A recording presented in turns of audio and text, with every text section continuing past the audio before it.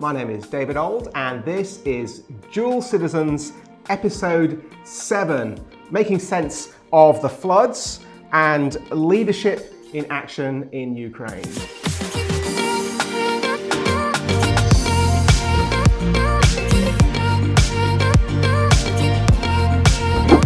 Well, as we record this, a major flood event is impacting communities from Neighbours in Queensland all the way through to Grafton in New South Wales and even further south now. Brisbane's CBD is inundated, and we've got a record-breaking flood in Lismore in the north of New South Wales. Here in Sydney, as we record, heavy rain is now flooding. The Warragamba Dam is overflowing, and we're expecting our own flooding to be happening in the hours and days to come. There's estimates of more than 15,000 homes inundated in Brisbane, where the Brisbane River has peaked at 3.85 metres this last Monday. That's around only half a metre lower than the really big floods in 2011. Nearly 54,000 homes in Queensland have lost their power. Here in New South Wales, flood-prone Lismore has a record-breaking flood. We got thousands of residents evacuated, many of them getting rescued from their roofs after floodwaters breached the levee before dawn. The entire CBD of that town remains underwater. At one stage, they recorded 181 millimetres of rain in 30 minutes. Disaster assistance, school closures, road blockages are all these responses that the government's put in place dealing with all of it. Tragically, it looks like there have been 8 recorded deaths around New South Wales and Queensland, and unfortunately we do expect that number to rise. State premiers as well as Prime Minister Scott Morrison have all stressed the, quote, unprecedented nature of this weather event. New South Wales Premier Dominic Perrottet described it as a 1 in 1,000 year occurrence, and Queensland Premier Anastasia Palaszczuk said the state had received, catch this, 80% of its annual rainfall within 3 days.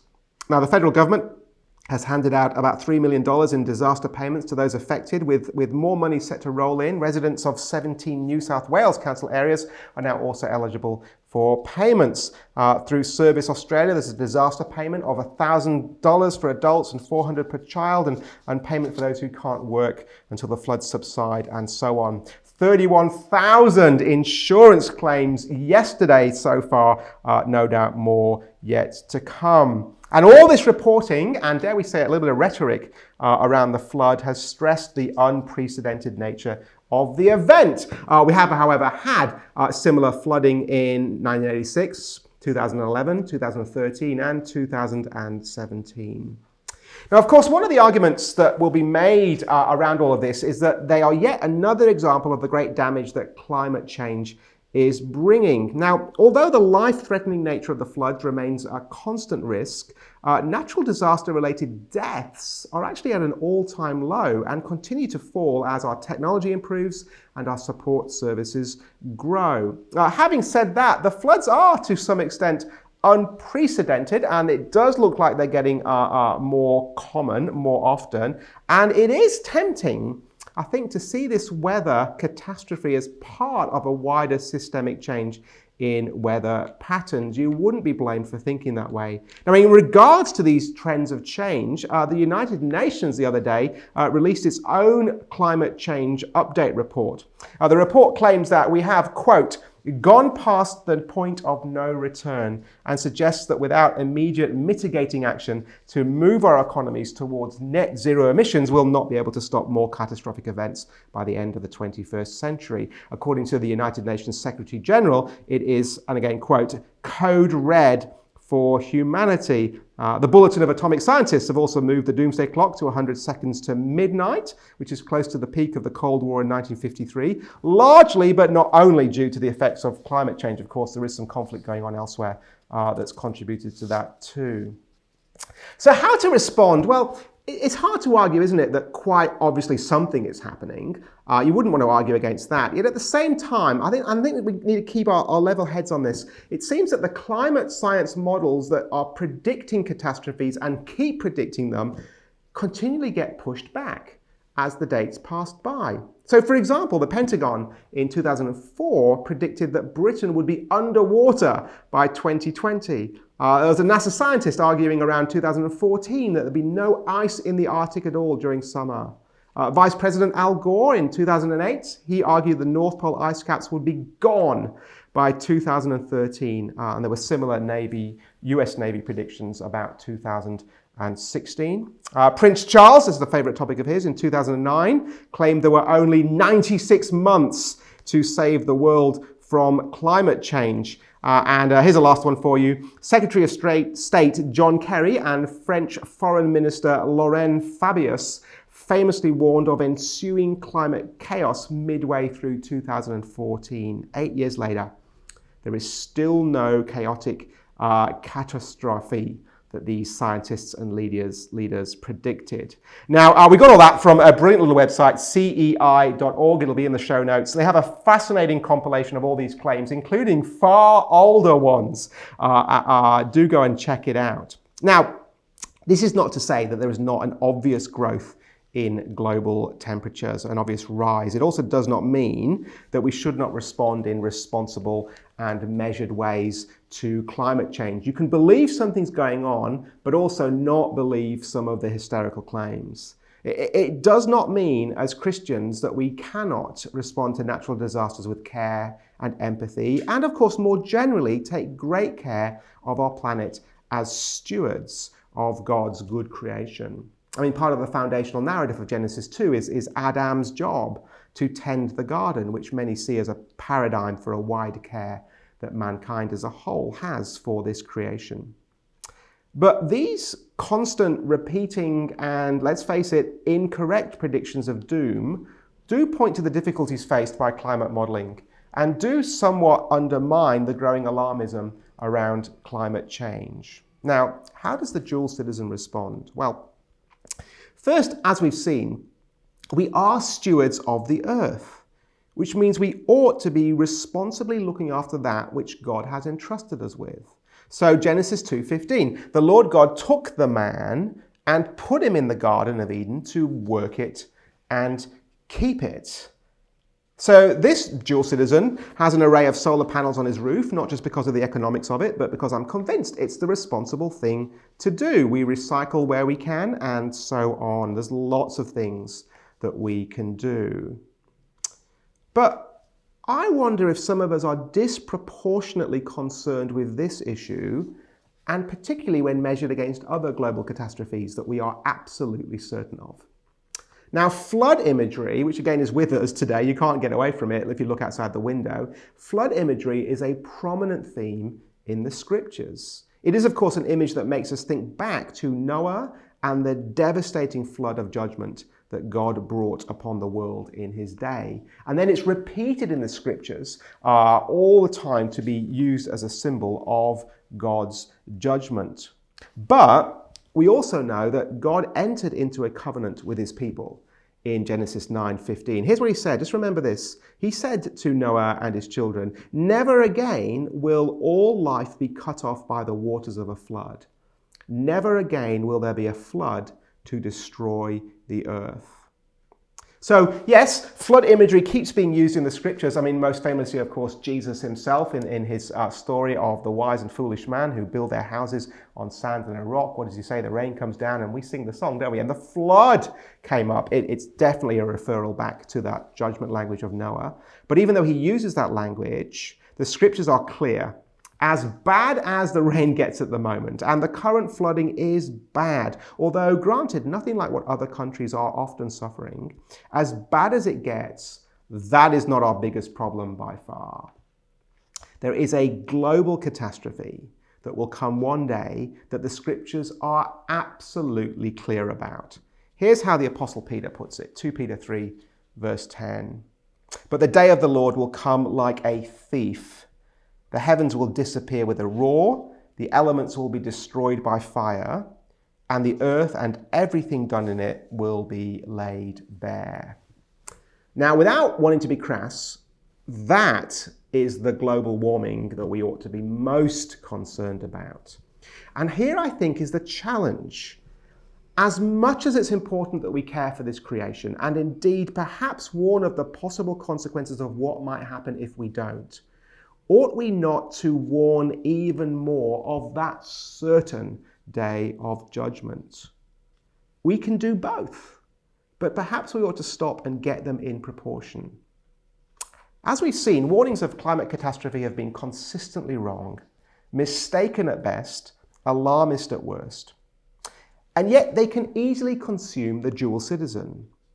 But the global destruction, because that's how the scriptures describe it, the global destruction at the end of all things is a terrible thing to contemplate. Surely more of our energy ought to go into doing what we can to ensure our fellow citizens do not suffer that terrible fate.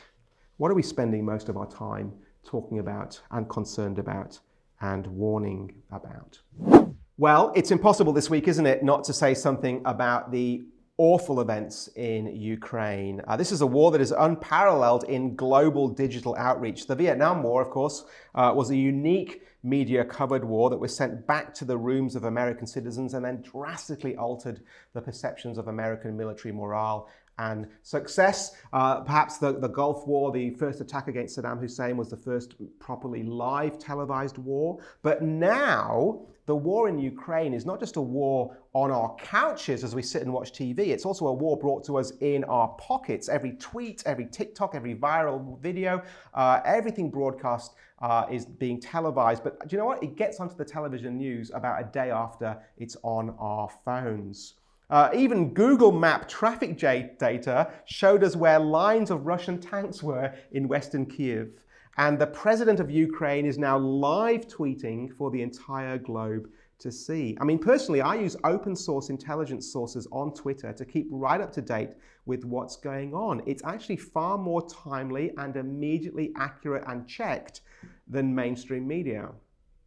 So this first conflict, fully covered by social media, has both changed the nature of geopolitics and also brought the brutal effects of war to our 24/7 viewership. No wonder Thomas Friedman, writing in the New York Times, has dubbed it World War Wired. And in the middle of all this, the president of Ukraine, a man called Volodymyr Zelensky, has become something of an icon as a national and yet also a bit of a worldwide hero whose leadership is unifying Ukraine in their struggle against Russia. So born January the 25th, 1978 in Kryvyi Rih, Ukraine, in the former Soviet Union, Zelensky is he used to be a former comedian and actor who played a character on a popular TV show in Ukraine, the character accidentally becoming the president. Originally a law graduate, he then ran for office. He formed his own political party called Servant of the People in 2019. Now, how did that come about? Well, in February 2014, Ukraine's then president, Viktor Yanukovych, stood against the majority sentiment in Ukraine, which was to move towards the West, and was ultimately overthrown by popular protest. Soon after, billionaire Petro Poroshenko was elected president of Ukraine. In the eastern areas of Ukraine, Russian-backed separatist movements were causing conflict, and constant reports of corruption meant that the government struggled to make reforms. In that context, and with Russia having then annexed Crimea and clearly encroached into the east of the country, in that context, the show Servant of the People premiered on national TV in Ukraine in October 2015. Zelensky was cast as Vasily Goloborodko, an everyman history teacher who becomes a viral internet phenomenon when a student films him delivering an impassioned and profanity-laden address against official corruption. The show was a massive hit, and Goloborodko's unlikely path to the presidency of Ukraine would provide something of a roadmap for Zelensky himself. The digital age profoundly shaped Zelensky's following. He won a landslide victory over incumbent Petro Poroshenko in the second round of the 2019 presidential election, positioning himself as an anti-corruption populist figure, again very similar to the character that he played in the TV show. Many, however, were skeptical, and he was even actually losing approval before the Russian crisis. After all, the idea of a comedian becoming head of state was, well, a bit of a joke. Well, now Zelensky has become a national hero. He's posted videos about the unity and resilience of the population of Kyiv, the capital city of Ukraine, and he's urged Russia constantly to choose peace. He has captured the mood of his people brilliantly. He, of course, rejected leaving the country, famously rejecting an American offer to get him to safety, saying, "I don't need a lift, I need weapons." And he's chosen to stay fighting with his fellow countrymen. These gifts of communication and the viral nature of social media have brought him a following of over 4 million on Twitter. I follow him, but even though I can't understand a thing he writes. And there's a wider awareness, isn't there, of him that is far, far greater. As he continues to appeal for and then thank the global community for their support, he's not only riding, but actually generating a massive wave of anti-Russian sentiment around the globe, not least in Russia itself. Newsrooms and a sway of articles have been in full support of Zelensky, with comments like, quote, "The world is behind you" from CNN, and then The Hill declaring him to be a global hero. The Pope's announced that he's praying, and he's obviously not the only one. Indeed, both sides of politics have unanimously supported and praised the leadership of the president in Ukraine. It even seems the country largely depends on his morale to sustain their war effort. Now, interestingly, Ukraine was once the second most corrupt nation in Europe, with foreign governments having to intervene and help fund independent political investigative organizations. Indeed, there's an undercurrent of commentary amongst some that continues to point to this legacy and actually questions quite how virtuous Ukraine's cause is. More broadly, the perception across the world, not least here in Australia, is that politicians cannot be trusted and leadership is always motivated by greed and self-service. So what is going on with Zelensky? Well, he's not the first, of course. There are other examples of popular leaders who have seized the moment and in so doing been massively popular, including, here in Australia, Bob Hawke, who spoke so passionately in the aftermath of the Tiananmen Square massacre. We can think of Winston Churchill through the darkest hours of World War II, and even George Washington in the War of Independence. These characters, these leaders speak to the importance of faithful, brave, and committed people in times of crisis, and the manner in which such action that they take resonates with us all. So Bob Hawke shed tears for those killed in Beijing. At times, political empathy often seems hollow, but he, at that moment, did strike a chord with the Australian public. And in a similar vein, Zelensky has shown the world a positive image of leadership. His example is a witness to effective and honourable leadership in a time of international crisis. Now, we know that the leaders of this world are all in the Lord's hands, and they too await his judgment. But they've also been given authority by him. True leadership and the qualities that it requires are God-given. So, for example, Daniel makes this statement, Daniel 2 from verse 20. Daniel said, "He, that is God, removes kings and raises up kings. He gives wisdom to the wise and knowledge to those who have understanding." The Bible calls us, of course, to continue to be subject to them. Titus 3 verse 1, remind them, the Cretans, the Christians there, to be subject to their rulers and authorities. And of course, when rulers act in the wrong way, the scripture are very clear on that. So Proverbs 16 verse 12, it is an abomination for kings to commit wicked acts, for a throne is established on righteousness. So is it just that he's a good guy at the moment and we kind of like that? Well, actually, I think it's more than that. Perhaps the dual citizens are the only ones who really understand what's going on here and why Zelensky has struck such a chord. Think about what we're currently seeing. He's sacrificial. He's giving up his own comfort. He appears amongst his people and presents himself as one of them, not just empathizing with, but joining in their hardship. Of course, when I frame it like that, it is, of course, ultimately the example that Jesus himself sets for us. Paul famously reminds us in Philippians 2 that Jesus did not consider his position of equality with God in status as something to be grasped onto and hung onto and protected, but instead he emptied himself. He made himself nothing. He became a slave, being prepared even to die for the sake of those he came to serve. Now, the world rejects Jesus. Indeed, Psalm 2 tells us our leaders instinctively rise up and band together against him. That's their clear track record, not only in day-to-day decision-making, but most prominently at the cross itself. And they lead a world united in its own rejection of the Christ. And yet, at the same time, we cannot deny Jesus' goodness. You see, it's not simply that we have a legacy of Christian understanding that causes us to resonate with the sort of leadership that Zelensky is currently demonstrating. I think it's deeper than that. We know inside us that this is the right way to act. This is what we want from our leaders.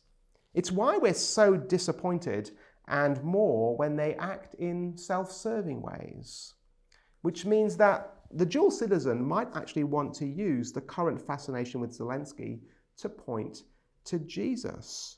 Now, Zelensky isn't Jesus. In fact, he's a secular Jew. He of all people that don't believe and trust in Jesus, he's certainly one of them. But the way that he acts is clear to us as something we want to point to because it points to a standard far beyond Zelensky himself. It is a great opportunity to point to the one who sets the absolute gold standard for sacrificial leadership. And maybe we should be using him as an example of just that. Well, friends, that's Dual Citizens for another week. Lots of other things are going on, and we're certainly going to keep our eye on all of them for you. No doubt the Ukraine war will continue, and there may be more to be said there. We might want to look at the aftermath of the flooding and so much more. As always, we love to hear from you. Do comment on our Facebook post, send us some email, say something on the socials, say hello to us on YouTube, and then tune in next week for more of Dual Citizens.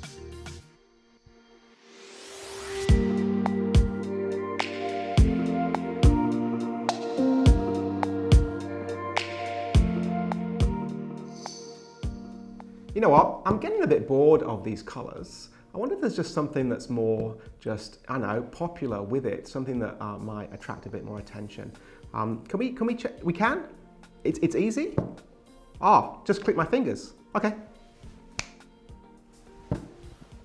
Oh yeah, that's pretty good. Slava Ukraina.